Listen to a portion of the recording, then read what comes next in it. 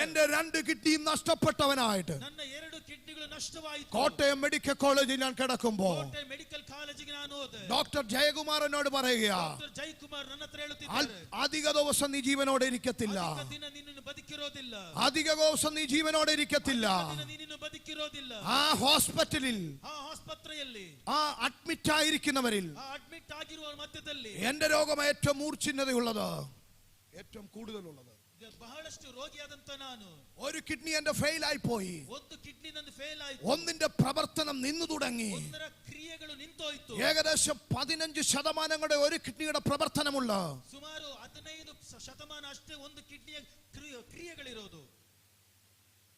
അമൃത ഹോസ്പിറ്റലിൽ നിന്ന് ബയോപ്സിയുടെ റിസൾട്ട് വന്നപ്പോ എനിക്ക് ഏറ്റവും കൂടുതൽ രോഗമുള്ള വ്യക്തി ഞാനാണ്. യൂറിൻ പോകാൻ എല്ലാവരും അരഗുളിക കഴിക്കുമ്പോ എല്ലാവരും നോവ് കಡಿಮೆ ಆಗೋದಕ್ಕೆ മരഗുളിക തിന്നുವಾಗ ഞാൻ 1.5 ഗുളിക കഴിക്കുക. എന്റെ മുഖവും കാലും എല്ലാം നീരുകൊണ്ട് നിറഞ്ഞു നിൽക്കുക. എനിക്കന്ന് 14 വയസ്സ് പ്രായമുണ്ട്. ഒരു അഭിഷക്തൻ എന്നോട് ചോദിക്കുക, നീ നിന്റെ വചനവുമായി നിൽക്കാൻ തയ്യാറാണോ? യേശുവിന്റെ വചനവുമായി നിൽക്കാൻ നീ തയ്യാറാണോ? എനിക്ക് 3 വയസ്സ് പ്രായമുള്ളപ്പോ എന്റെ കണ്ണ് രണ്ടും മറിഞ്ഞു പോയി. മരണത്തിന്റെ അകത്തേക്ക് ഞാൻ മാറിപ്പോയ ഒരു വ്യക്തിയാ. എന്റെ അമ്മയും അച്ഛനും അവർ പറഞ്ഞു, ജീവനോടെ ഇവനെ തരുന്നെങ്കിൽ ഞങ്ങൾ ഇവനെ കർത്താവിന് വേണ്ടി തരാം. പക്ഷെ 14-ാമത്തെ വയസ്സിൽ അതികഠിനമായ രോഗം എന്നെ പിടിച്ചു. എന്റെ നാട്ടുകാർ മുഴുവനും പറഞ്ഞു, എല്ലാവരും പറഞ്ഞു, ഇവൻ തീർന്നു, ഇവൻ ഇനി ആയുസില്ല. ഡോക്ടർമാർ വിധി പറഞ്ഞു. എന്നെ സർജറിക്ക് വേണ്ടി കൊണ്ടുപോകുന്ന സമയത്ത് ആ ഹോസ്പിറ്റലിലെ ഒന്നാമനായിരിക്കുന്ന ഡോക്ടർ ഇക്ബാൽ എന്ന് പറയുന്ന വ്യക്തിക്ക് അദ്ദേഹത്തിന് അമേരിക്കയ്ക്ക് പോകേണ്ടതുകൊണ്ട് എന്റെ സർജറി ഒരു 9 ദിവസത്തേക്ക് മാറ്റിവെച്ചു. ഞങ്ങൾ ഒരു തീരുമാനമെടുത്തു, 7 ദിവസം ഉപവസിച്ച് പ്രാർത്ഥിക്കാം. ഞങ്ങൾ എല്ലാവരും വീട്ടിലേക്ക് വന്നു. ഹോസ്പിറ്റലിൽ എഴുതി വെച്ചു, ഈ രോഗിയായിട്ട് ഞങ്ങൾ വീട്ടിലേക്ക് പോകുക. എന്തെങ്കിലും സംഭവിച്ച ഞങ്ങൾ ഉത്തരവാദികളെന്ന് എന്റെ പിതാവ് എഴുതി ഒപ്പുവെച്ചു. അതിനനുസരിച്ച് വീട്ടിൽ പോകാൻ അവർ അനുമതി തന്നു.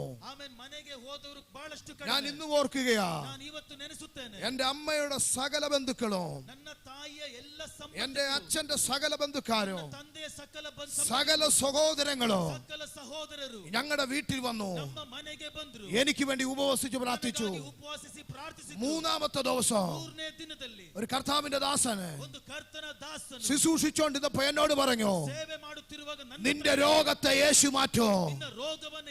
നീ വിശ്വസിക്കുന്നോ? നിന്റെ രോഗത്തെ യേശു മാറ്റും. ഞാൻ വിശ്വസിച്ചു. ഞാൻ പ്രാർത്ഥിച്ചു. അദ്ദേഹം ശുശ്രൂഷിച്ചു കൊണ്ടിരിക്കുമ്പോ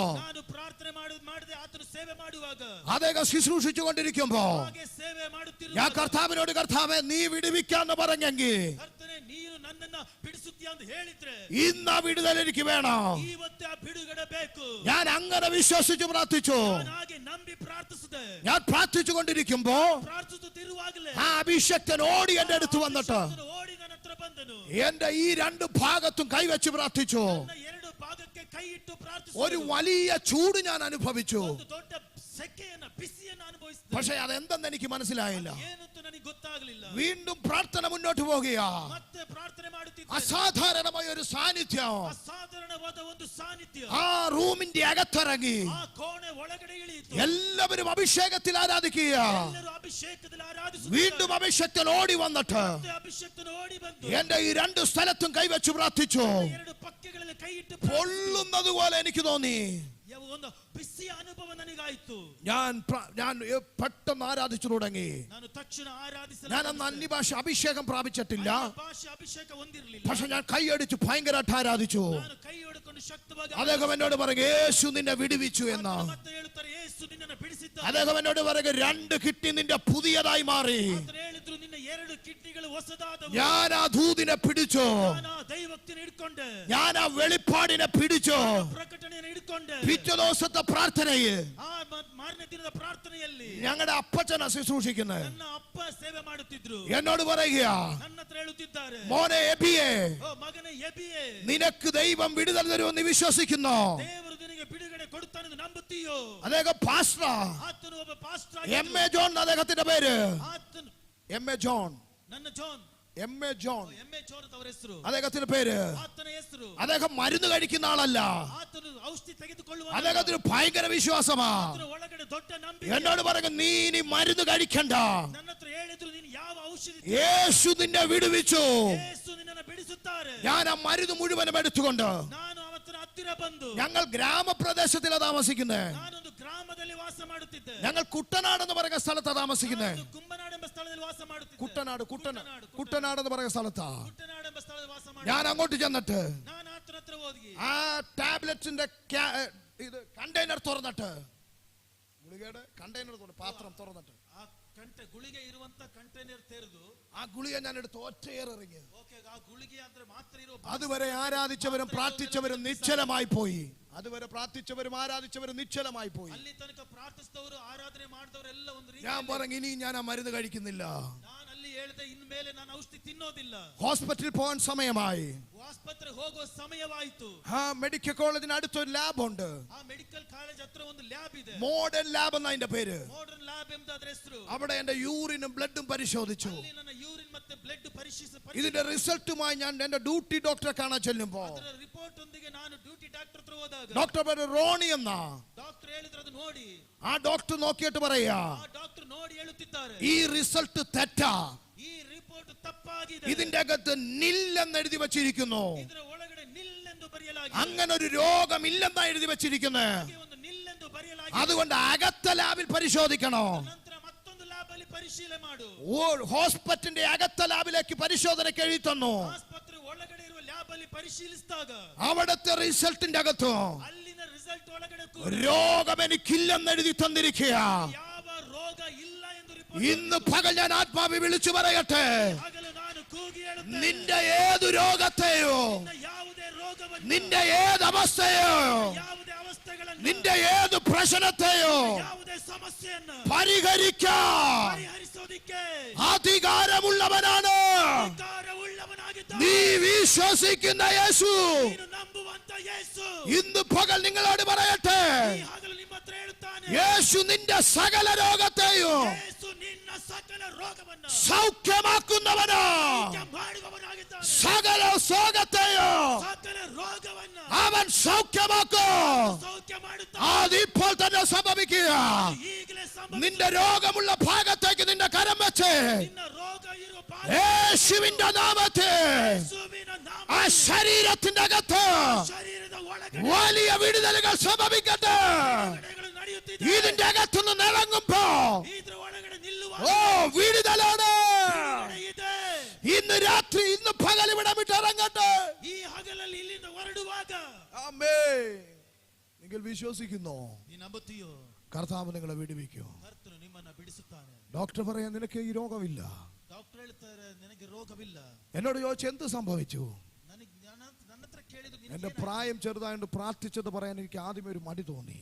ನನಗೆ ಆ ಸಮಯದಲ್ಲಿ ನಾನು ಪ್ರಾಯದಲ್ಲಿ രണ്ടാമതും അദ്ദേഹം ചോദിച്ചു. ಬಹಳ ಚಿಕ್ಕವನಾಗಿರೋದ್ರಿಂದ ನನಗೊಂಥರ ಹೇಳೋದಕ್ಕೆ ಬೇಸರ ಆಯ್ತು, ನಾನು ಪ್ರಾರ್ಥನೆ ಮಾಡಿದೆ ಅಂತ. വീണ്ടും അദ്ദേഹം എന്നോട് ചോദിക്കുക, ಮತ್ತೆ ಅವರು ನನ್ನ ಹತ್ರ ಕೇಳುತ್ತಿದ್ದಾರೆ, എന്താ സംഭവിച്ചേ ബി, ಏನಾಯ್ತು ನಿನಗೆ? എന്താണ് നിനക്ക് സംഭവിച്ചത്? ಡಾಕ್ಟರ್ ಕೇಳಿದ್ರು, ಏನಾಯ್ತು ನಿನಗೆ? ഞാൻ പറഞ്ഞു ഞങ്ങൾ പ്രാർത്ഥിച്ചു.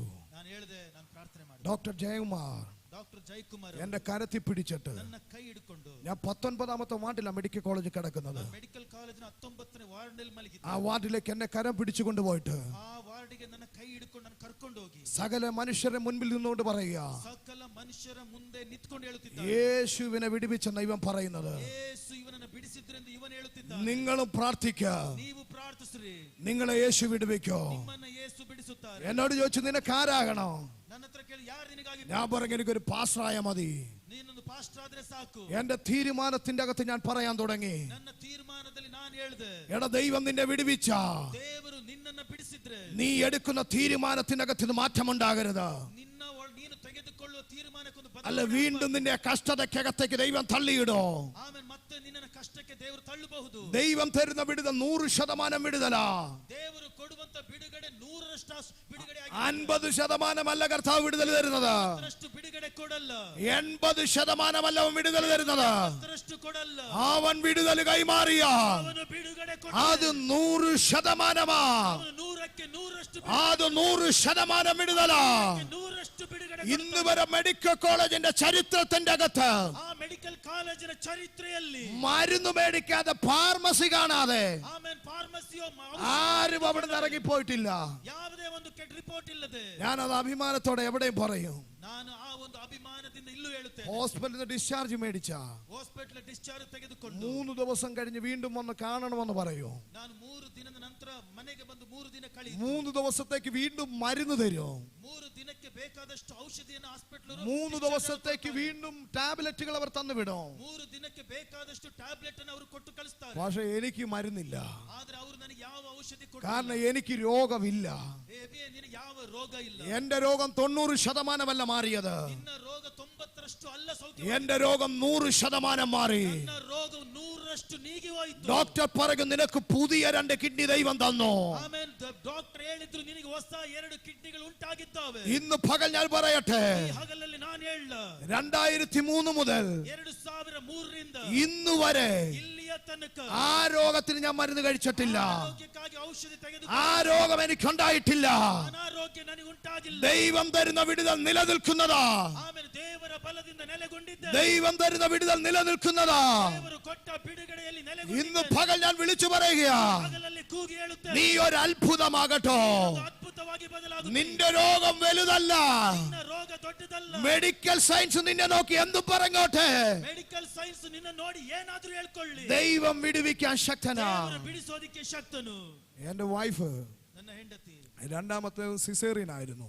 ಎರಡನೇ ಸಿಸರಿಂಗ್ ಆಗಿತ್ತು. 45 ദിവസം അടുക്കാറായപ്പോ 45 ದಿನ ಹತ್ತಿರವಾದಾಗ അവിടെ ശരീരം ഭയങ്കരമായി ക്ഷീണിച്ചു തുടങ്ങി. ಆಕೆ ಶರೀರ ಬಹಳ ಕುಂದಿ ಹೋಯಿತು. അസ്ഥി പോലെ അവളായി മാറി. ಅವಳು ಒಂದು ರೀತಿ ಅಸ್ಥಿ ಪಂಜರದಂತಾದಳು. ഞങ്ങൾ 45ാമത്തെ ദിവസം ഹോസ്പിറ്റലിൽ ചെന്നപ്പോ 45ನೇ ದಿನ ನಾವು ಆಸ್ಪತ್ರೆಗೆ ಹೋದಾಗ ഡോക്ടർ പറയാ, ಡಾಕ್ಟರ್ ಹೇಳುತ್ತಿದ್ದಾರೆ, സ്റ്റിച്ച് മുഴുവനും പഴുത്ത്, ಅದು ಸ್ಟಿಚ್ ಎಲ್ಲ ಕೊಳೆತು ಹೋಯಿತು ಎಂದು. അകം മുഴുവനും പഴുത്തു ಅದು പോയി. ಒಳಗಡೆ ಎಲ್ಲ ಕೊಳೆತಾ ಹೋಗಿದೆ. എമർജൻസി ആയിട്ട് ഒരു ഓപ്പറേഷനും കൂടെ വേണം. ಎಮರ್ಜೆನ್ಸಿ ಆಗಿ ಒಂದು ಆಪರೇಷನ್ ಬೇಕು. പക്ഷെ ആ ഓപ്പറേഷൻ കൊണ്ട് രക്ഷപ്പെടുമോന്ന് അറിയത്തില്ല. ಆಪರೇಷನ್ ಇಂದ ಆಕೆ ಬದುಕುತ್ತಾಳೆ ಎಂದು ಗೊತ್ತಿಲ್ಲ. നമുക്ക് ശ്രമിക്കാമെന്ന് പറഞ്ഞു. ನಾವು ಪ್ರಯತ್ನಿಸೋಣ ಅಂತ ಹೇಳಿದ್ರು. സ്കാനിങ്ങിന്റെ റിപ്പോർട്ട് വന്നപ്പോ ಸ್ಕ್ಯಾನಿಂಗ್ ನ ರಿಪೋರ್ಟ್ ಬಂದಾಗ സാധ്യതകളൊന്നുമില്ലെന്ന് ഡോക്ടർ പറഞ്ഞു. ಅಲ್ಲಿ ಸಾಧ್ಯತೆಗಳು ಏನೂ ಇಲ್ಲ ಎಂದು ಡಾಕ್ಟರ್ ಹೇಳಿದ್ರು. പക്ഷെ ഞങ്ങൾ പ്രാർത്ഥിക്കാൻ തുടങ്ങി. ಆದ್ರೆ ನಾವು ಪ್ರಾರ್ಥಿಸಲು ಆರಂಭಿಸಿದ್ವಿ. അന്നേരപ്പം തന്നെ എന്റെ വീട്ടിൽ വലിയൊരു മറ്റൊരു പ്രശ്നം കൂടെ ഉണ്ടായി. ಅಲ್ಲಿಂದ ನನಗೊಂದು ಬೇರೊಂದು ಸಮಸ್ಯೆ ಉಂಟಾಯಿತು. എന്റെ മൂത്ത കുഞ്ഞിന്റെ മേളിൽ ನನ್ನ ದೊಡ್ಡ ಮಗಳ ಮೇಲೆ ചൂട് കാപ്പി വീണ് ಒಂದು ಬಿಸಿ ಕಾಫಿ ಬಿದ್ದು മുഖം മുഴുവനും ഈ സൈഡ് മുഴുവനും പൊള്ളിപ്പോയി. ಈ ಮುಖವೆಲ್ಲ ಈ ಸೈಡ್ ಎಲ್ಲ ಅದು ಸುಟ್ಟೋಯ್ತು. തിരുവല്ല TMM ഹോസ്പിറ്റലിൽ ചെന്നപ്പോ ತಿರುವಲೆ ಕೀಮ್ ಹಾಸ್ಪಿಟಲ್ಗೆ ಹೋದಾಗ അവരെന്നോട് പറഞ്ഞു ಅವರು ನನ್ನ ಹತ್ರ ಹೇಳಿದ್ರು 60% പൊള്ളിപ്പോയി, 60% ಆಕೆ ಮುಖ ಸುಟ್ಟೋಗಿದೆ, ഒന്നും ചെയ്യാൻ കഴിയത്തില്ല. ಏನು ಮಾಡಕ್ಕಾಗಲ್ಲ. എന്റെ വൈഫ് ഹോസ്പിറ്റലിൽ അഡ്മിറ്റ് ആണ്. ನನ್ನ ಹೆಂಡತಿ ಹಾಸ್ಪಿಟಲ್ ಅಡ್ಮಿಟ್. ഞാൻ വീട്ടിലേക്ക് അവൾക്ക് ആവശ്യമായ തുണി എടുക്കാൻ വേണ്ടി പോകുകയാ. ನಾನು ಮನೆಗೆ ಆಕೆಗೆ ಅಗತ್ಯವಿರುವ ಬಟ್ಟೆ വീട്ടിൽ നിന്ന് ತಗೊಂಡು കരഞ്ഞുകൊണ്ട് എന്റെ അനിയൻ വിളിക്കുക. വീട്ടിൽ നിന്ന് കരഞ്ഞുകൊണ്ട് ಮನೆಯಲ್ಲಿ ಹತ್ಕೊಂಡು ಹೋಗುತ್ತಿದ್ದೇನೆ. അനിയൻ വിളിച്ചു പറയാ, ಮತ್ತೆ ಭಾವ ಕೂಗಿ നീ ಹೇಳುತ್ತಿದ್ದಾರೆ, പെട്ടെന്ന് വരണം. ನೀನು ಬೇಗನೆ ಬರಬೇಕು. ഞാൻ സ്പീഡ് വണ്ടി ഓടിക്കാൻ തുടങ്ങി. ನಾನು ಅತಿ ಬೇಗನೆ ಗಾಡಿಯನ್ನು ಓಡಿಸಲು ಆರಂಭಿಸಿದೆ. അവര് സ്കൂട്ടറിന്റെ അകത്ത് കുഞ്ഞിനെ തുണി കൊണ്ട് പൊതിഞ്ഞുകൊണ്ട് ಆ ಸ್ಕೂಟರ್ ಒಳಗಡೆ ಸ್ಕೂಟರ್ ಮೇಲೆ എന്റെ അടുത്ത് ഞാനുള്ള സ്ഥലത്തേക്ക് അവർ സ്പീഡിൽ വരികയാ. ನಾನಿರುವ ಸ್ಥಳಕ್ಕೆ ಅವಳನ್ನ ಕರ್ಕೊಂಡ್ ಬರುತ್ತಿದ್ದಾರೆ. ഞങ്ങൾ പെട്ടെന്ന് കുഞ്ഞിനെ കാറിന്റെ അകത്ത് കയറ്റി. ನಾನು ಮಗುವನ್ನ ನೋಡೋದಕ್ಕೆ ಹತ್ರ ಹೋದೆ. ഹോസ്പിറ്റലിൽ ചെന്നപ്പോൾ ഡോക്ടർ പറയാം 60% പൊള്ളലേറ്റ്. ಈ ಮಗುವನ್ನ ಕರ್ಕೊಂಡು ಹೋದಾಗ ಡಾಕ್ಟರ್ ಹೇಳಿದ್ರು 60% ಸುಟ್ಟೋಗಿದೆ, ഒരു സാധ്യതയുമില്ല കുഞ്ഞ് രക്ഷപ്പെടാൻ. ಇನ್ನು ಮಗು ಬದುಕೋದಕ್ಕೆ ಯಾವ ಸಾಧ್ಯತೆ ಇಲ್ಲ. ഞാൻ ഡോക്ടറോട് ചോദിച്ചു, ನಾನು ಡಾಕ್ಟರ್ ಹತ್ರ ಕೇಳಿದೆ, എവിടെ കൊണ്ടുപോയി രക്ഷപ്പെടും ഡോക്ടറെ? ಆಮೇಲೆ ಹೇಗೆ ಈಕೆಯನ್ನು ಬದುಕಿಸಬಹುದು ಡಾಕ್ಟರ್? ഡോക്ടർ പറഞ്ഞു ഇവിടുന്ന് കൊണ്ടുപോകാൻ നിങ്ങൾക്ക് കഴിയത്തില്ല കേട്ടോ. ಆದ್ರೆ ಆ ಡಾಕ್ಟರ್ ಹೇಳಿದ್ರು ಇಲ್ಲಿಂದ ಕರ್ಕೊಂಡು ಹೋಗು ಕೂಡ ಆಗಲ್ಲ ಎಂದು. അപ്പൊ ഒരാൾ എന്നോട് പറഞ്ഞു ಅದು ಆಗಲ್ಲ ಅಂತ ಹೇಳಿದ್ರು. അവിടെ ഭയങ്കര പൈസയാവും പാസ്റ്റേ, ಅಂತ ಒಂದು ಹಾಸ್ಪಿಟಲ್ಗೆ ಹೋದ್ರೆ ದೊಡ್ಡ ಹಣದ എന്റെ ಖರ್ಚಾಗುತ್ತೆ ಅಂತ ഒറ്റ ಹೇಳಿದ್ರು. രൂപ ഇല്ല കേട്ടോ. ഒറ്റ രൂപ എൻ്റെ കയ്യിലില്ല. ಆದ್ರೆ 1 ರೂಪಾಯಿ ನನ್ನ ಕೈಯಲ್ಲಿಲ್ಲ. ഞാനപ്പോൾ ഒരു തീരുമാനമെടുത്ത് ನಾನೊಂದು ತೀರ್ಮಾನ ಮಾಡಿದೆ. ഗവൺമെന്റ് ഹോസ്പിറ്റലിൽ കൊണ്ടുപോവാം. ಗವರ್ನಮೆಂಟ್ ಹಾಸ್ಪಿಟಲ್ ಕರ್ಕೊಂಡು ಹೋಗೋಣ. എന്തെങ്കിലും ദൈവം ചെയ്യും. ಏನಾದರೂ ದೇವರು ಮಾಡ್ತಾನೆ. ഞങ്ങൾ ഗവൺമെന്റ് ഹോസ്പിറ്റലിലേക്ക് പോകാൻ വേണ്ടി ನಾವು ಗವರ್ನಮೆಂಟ್ ಹಾಸ್ಪಿಟಲ್ ಹೋಗೋದಕ್ಕೆ ഡോക്ടറോട് ചോദിച്ചപ്പോൾ ഡോക്ടർ പറഞ്ഞു ഇവിടുന്ന് കൊണ്ടുപോകാൻ നിങ്ങൾക്ക് കഴിയത്തില്ല. ನಾನು ಡಾಕ್ಟರ್ ಹತ್ರ ಕೇಳಿದೆ, ಆದ್ರೆ ಡಾಕ್ಟರ್ ಇಲ್ಲಿಂದ ತಗೊಂಡು ഇവിടുന്ന് പോകുമ്പോൾ ചിലപ്പോൾ കുഞ്ഞു നഷ്ടപ്പെടുവാൻ സാധ്യതയുണ്ട്. ನೀವು ಕರ್ಕೊಂಡು ಹೋಗುವಾಗ ಮಗು ಸತ್ತು ಹೋಗಬಹುದು. ഞാൻ പറയും കർത്താവേ, ನಾನು ಹೇಳಿದೆ ಕರ್ತನೆ, നീ എനിക്ക് തന്നതാണെങ്കിൽ ನೀನು ನನಗೆ ಮಗುವನ್ನು ഒന്നും സംഭവിക്കരുത്. ಏನು ನಡೆಯಲ್ಲ. ഞാനൊരു ആംബുലൻസ് ഡ്രൈവറോട് ചോദിച്ചു. ನಾನೊಂದು ಆಂಬುಲೆನ್ಸ್ ಡ್ರೈವರ್ ಹತ್ರ അദ്ദേഹം എന്നോട് പറഞ്ഞു 8 മണി കഴിഞ്ഞല്ലോ മോനെ, ಅದು ಇಲ್ಲಿ 8 ಗಂಟೆ ಆಯ್ತಲ್ಲ, വഴി വലിയ തിരക്ക് കാണത്തില്ല, ದಾರಿಯಲ್ಲಿ ದೊಡ್ಡ ಒಂದು ഞാനൊരു 17 മിനിറ്റ് കൊണ്ട് നിന്നെ അവിടെ എത്തിക്കാം. ನಾನು 17 ನಿಮಿಷದೊಳಗೆ ಮಗುವನ್ನು ಅಲ್ಲಿ ಕರ್ಕೊಂಡು ಹೋಗುತ್ತೇನೆ. പിള്ളേരുടെ ഹോസ്പിറ്റൽ ആയിരിക്കുന്ന ESI ഞങ്ങൾ കൊണ്ടുചെന്നു. ಅಲ್ಲಿನ ಹಾಸ್ಪಿಟಲ್ ಆಗಿ ESI ಹಾಸ್ಪಿಟಲ್ಗೆ ಹೋದೆ. അവിടെ ചെന്നപ്പോ ಅಲ್ಲಿ ಹೋದಾಗ ഡോക്ടർമാർ ചികിത്സിക്കാൻ തുടങ്ങി. ಡಾಕ್ಟರ್ಗಳು ಚಿಕಿತ್ಸೆ ಮಾಡ್ಲಿಕ್ಕೆ ಆರಂಭಿಸಿದ್ರು. അവരിങ്ങനെ തുടച്ചു തുടങ്ങിയപ്പോ ಅವರು ಇದನ್ನ ಗಾಯವನ್ನು ಒರೆಸಿದಾಗ മുഖത്തെ മുഴുവൻ തൊലി ഇളകി മാറി. ಅಲ್ಲಿನ ಎಲ್ಲ ಚರ್ಮವೆಲ್ಲ ಈಗ ಬಂದು ಹೊರಗಡೆ ಬಂತು. ഒരു കൈയും ഈ ചെസ്റ്റിന്റെ ഒരു ഭാഗം മൊത്തം പൊള്ളി മാറി നിൽക്കുക. ಒಂದು ಕೈ ಮತ್ತೆ ಈ ಕಡೆ ಒಂದು ಭಾಗ ಎಲ್ಲ ഹോസ്പിറ്റലിൽ അഡ്മിറ്റ് ആക്കി. ಹಾಸ್ಪಿಟಲ್ ಅಡ್ಮಿಟ್ ಮಾಡಿದೆ. ഡോക്ടർ പറഞ്ഞു ಡಾಕ್ಟರ್ ಹೇಳಿದ್ರು സാധ്യതകളൊന്നുമില്ല കേട്ടോ, ಸಾಧ್ಯತೆಗಳೇನು ಇಲ್ಲ, പക്ഷെ നിങ്ങൾ പ്രാർത്ഥിക്കുന്നവരല്ലേ, ಆದ್ರೆ ನೀವು ಪ್ರಾರ್ಥಿಸುವವರು നിങ്ങൾ പ്രാർത്ഥിച്ചു തുടങ്ങാൻ പറഞ്ഞു. ಪ್ರಾರ್ಥನೆ ಮಾಡ್ಲಿಕ್ಕೆ ಆರಂಭಿಸ್ರಿ. ഞാൻ അവിടെ പോയിട്ട് ನಾನು ಅಲ್ಲಿಗೆ ಹೋಗಿ അവിടെ ഡോക്ടർമാരെ കാർ പാർക്ക് ചെയ്യുന്ന ഒരു പാർക്കിംഗ് പ്ലേസ് ഉണ്ട്. ಅಲ್ಲಿ ಡಾಕ್ಟರ್ಗಳು ಕಾರ್ ಪಾರ್ಕ್ ಮಾಡುವಂತ ഞാൻ അവിടെ കിടന്ന് പ്രാർത്ഥിക്കാൻ തുടങ്ങി. ನಾನು ಅಲ್ಲಿ ಮೊಣಕಾಲೂರಿ ಪ್ರಾರ್ಥಿಸಲು ಆರಂಭಿಸಿದೆ. ഞാൻ ഒരാഹാരം കഴിക്കാതെ ನಾನು ಏನು ಆಹಾರ ತೆಗೆದುಕೊಳ್ಳದೆ ഞാൻ അവിടെ കിടന്ന് പ്രാർത്ഥിക്കാൻ തുടങ്ങി. ಮಲಗಿ ಪ್ರಾರ್ಥಿಸಲು ಆರಂಭಿಸಿದೆ. കുഞ്ഞു കണ്ണു തുറക്കുന്നില്ല, ಮಗು ಕಣ್ಣು ತೆರೆಯುತ್ತಿಲ್ಲ, കുഞ്ഞു സംസാരിക്കുന്നില്ല. ಮಾತನಾಡುತ್ತಿಲ್ಲ. അടുത്തു കിടക്കുന്നവർ പറയുക, ಹತ್ತಿರ ಇರುವವರು ಹೇಳುತ್ತಿದ್ದಾರೆ, ഇനി ന്യൂമോണിയ പിടിക്കും നിങ്ങളുടെ കുഞ്ഞിന് കേട്ടോ. ಹೀಗಿದ್ರೆ ನಿಮೋನಿಯಾ ಬರುತ್ತೆ ನಿಮ್ಮ എന്റെ കുഞ്ഞിന് ന്യൂമോണിയയാ, ನನ್ನ ಮಕ್ಕಳಿಗೆಲ್ಲ ನಿಮೋನಿಯಾ. എന്റെ കുഞ്ഞിനേക്കാൾ പൊള്ളല് നിങ്ങളുടെ കുഞ്ഞിനുണ്ട്. ನಮ್ಮ ಮಕ್ಕಳಿಗಿಂತಲೂ ನಮ್ಮ ಮಕ್ಕಳಿಗೆ ನಮ್ಮ ಮಗು ಸುಟ್ಟೋಗಿದೆ ಅಂತ ಹೇಳಿದೆ. അതുകൊണ്ട് ന്യൂമോണിയ നിങ്ങൾക്ക് വരും. ಆದ್ರಿಂದ ನಿಮೋನಿಯಾ ಕೂಡ ಬರುತ್ತೆ. ഡോക്ടറിനെ റൂമിലോട്ട് വിളിച്ചിട്ട് പറയുക, ಡಾಕ್ಟರ್ ನನ್ನ ಕರೆದೆ ಕೇಳಿದ್ರು, കുഞ്ഞിന് ന്യൂമോണിയ ഉണ്ടാകാതിരിക്കാൻ നിങ്ങൾ പ്രാർത്ഥിച്ചോണോ. ಇದಕ್ಕೆ ಈ ಮಗುವಿಗೆ ನಿಮೋನಿಯಾ ಆಗದೆ ಇರೋದಕ್ಕೆ ಪ್ರಾರ್ಥನೆ ಮಾಡಿ ಅಂತ ಹೇಳಿದ್ರು. ന്യൂമോണിയ ഉണ്ടായ ನಿಮೋನಿಯಾ ಏನಾದ್ರು ಆದ್ರೆ കുഞ്ഞു നഷ്ടപ്പെട്ടു പോകും. ಮಗು ಬದುಕದೇ ಇಲ್ಲ. ഞാൻ കരഞ്ഞുകൊണ്ട് അവിടം വിട്ടിറങ്ങി. ನಾನು ಹತ್ಕೊಂಡು ಹೊರಗಡೆ ഞാൻ കർത്താവിനോട് പറഞ്ഞു, നീ എനിക്ക് തന്നതാണെങ്കിൽ ಕರ್ತನ ಹತ್ರ ಹೇಳಿದೆ, ನೀ ನನಗೆ ಕೊಟ್ಟಿದ್ದೆ, ആരോഗ്യത്തോടെ എനിക്ക് വീട്ടിൽ കൊണ്ടുപോകണോ, ಆರೋಗ್ಯದಿಂದ ಮಗುವನ್ನು ವಾಪಸ್ ಇಲ್ಲಿ ಕರ್ಕೊಂಡು ಹೋಗಿ, എനിക്ക് ആരോഗ്യത്തോടെ വീട്ടിൽ കൊണ്ടുപോകണോ. ನಾನು ಆರೋಗ್ಯದಿಂದ ಮಗುವನ್ನು ഞങ്ങൾ പ്രാർത്ഥിക്കാൻ തുടങ്ങി, ಪ್ರಾರ್ಥಿಸಲು ಆರಂಭಿಸಿದೆ. സഭ പ്രാർത്ഥിക്കാൻ തുടങ്ങി, ಪ್ರಾರ್ಥಿಸಲು ಆರಂಭಿಸಿದೆ. അഭിഷക്തന്മാർ പ്രാർത്ഥിക്കാൻ തുടങ്ങി. ಪ್ರಾರ್ಥಿಸಲು ಆರಂಭಿಸಿದೆ. അസാധാരണമായ ഹീലിംഗ്, ಅಸಾಧಾರಣವಾದ ಸ್ವಸ್ಥತೆ ഓ കുഞ്ഞിന്റെ മേൽ ദൈവം പകർന്നു.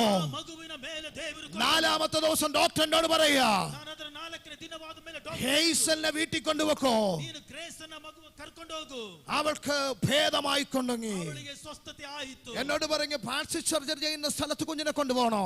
ನಾನು ಪ್ರಾರ್ಥನೆ ಮಾಡಿದ ಈ ಒಂದು ಸ್ಥಳದಲ್ಲಿ ಇದ್ದಾಗ ഞങ്ങൾ അവിടെ ചെന്നപ്പോ ನಾವು ಅಲ್ಲಿಗೆ ಹೋದಾಗ ഡോക്ടർ പറയുകയാണ്, സമയം കഴിഞ്ഞു പോയി, നേരത്തെ ആയിരുന്നെങ്കിൽ പ്ലാസ്റ്റിക് സർജറി എന്ത് ചെയ്യാം. ഞാൻ ഡോക്ടറോട് ചോദിച്ചു, ഡോക്ടറെ എന്തെങ്കിലും ചെയ്യാൻ കഴിയുമോ. ഒന്നും ചെയ്യാൻ കഴിയത്തില്ല. ಮೊದಲು ಮಗುವನ್ನು ಹಾಸ್ಪಿಟಲ್ ಸೇರಿಸ ಆ ಜಾಗದಲ್ಲಿ ಪ್ಲಾಸ್ಟಿಕ್ ಸರ್ಜರಿ ಏನಾದ್ರು ಮಾಡಿದ್ರೆ ಏನಾದ್ರು ಆಗ್ಬಹುದು, ಆದ್ರೆ ಬದುಕೋ ಸಾಧ್ಯತೆ ಇಲ್ಲ. ಕೊನೆಯದಾಗ ಕೇಳಿದ್ರೆ ಏನು ಮಾಡಕ್ಕಾಗಲ್ಲ ಅಂತ ಆ ಡಾಕ್ಟರ್ ಹೇಳಿದ್ರು. ഡോക്ടർ പറഞ്ഞു, ഈ പാട് നിലനിൽക്കും കേട്ടോ. ಆ ಡಾಕ್ಟರ್ ಹೇಳಿದ್ರು, ಈ ಒಂದು ಗಾಯದ ಕಲೆ ಇದೆ, ಹಾಗೆ ಇರುತ್ತೆ ಅಂತ ಹೇಳಿದ್ರು. എനിക്ക് പെൺകുഞ്ഞായോണ്ട് എനിക്ക് ഭയങ്കര വിഷമമുണ്ടായി. ಅದು ಹೆಣ್ಣು ಮಗು ಆಗಿರೋದ್ರಿಂದ ನನಗೆ ದೊಡ್ಡ ഞങ്ങൾ അങ്ങോട്ട് പോയ വഴിക്ക് ನಾವು ಆ ಕಡೆ ಹೋದಾಗ ഒരു കുപ്പി വെളിച്ചെണ്ണ മേടിച്ച് ಒಂದು ಬಾಟ್ಲಿ ಕೊಬ್ಬರೆಣ್ಣೆ ತಗೊಂಡೆ. അതിനു വേണ്ടി പ്രാർത്ഥിച്ചു തുടങ്ങി. ಆ ಮಗುವಿಗಾಗಿ ಹಚ್ಚಿ ಪ್ರಾರ್ಥನೆ ಮಾಡಕ್ಕೆ ഇന്ന് പകൽ ഞാൻ പറയട്ടെ, ಈ ಹಗಲು ನಾನು ಹೇಳ, പൊള്ളിയതിന്റെ ഒരു പാട് പോലും എന്റെ കുഞ്ഞിന്റെ മേളില്ല. ಆಮೇಲೆ ಸುಟ್ಟು ಹೋದ ಕಲೆ ನನ್ನ ಮಗುವಿನ ഞാൻ ആ ഫോട്ടോ എടുത്ത് വെച്ചിട്ടുണ്ട്, പണ്ടത്തെ ഫോട്ടോ. ಆ ಮಗುವಿನ ಮೊದಲನೇ ಫೋಟೋ ಇಟ್ಕೊಂಡಿದ್ದೆ. ഒരു പാട് പോലും അവിടെ ദേഹത്തില്ല.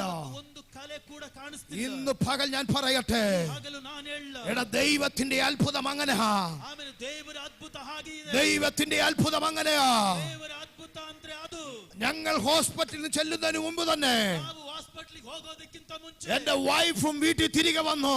ನನ್ನ ಹೆಂಡತಿ ಕೂಡ ಅವರ ಮನೆಗೆ ಬಂದು, ഞാൻ പറഞ്ഞു, യേശുവിന് വേണ്ടി ഇറങ്ങിയവനാ ഞാൻ. ನಾನು ಯೇಸುಗೋಸ್ಕರ ಹೊರಟವನು. നിന്റെ സുവിശേഷം പ്രസംഗിക്കുന്നവനാ ഞാൻ. ನಿನ್ನ ಸುವಾರ್ತೆ ಪ್ರಸಂಗ ಮಾಡುವವನು. വിശ്വാസം പ്രസംഗിക്കുന്നവനാ ഞാൻ. ಪ್ರಸಂಗ ಮಾಡುವವನು. അതെന്റെ വീട്ടിൽ സംഭവിക്കണം.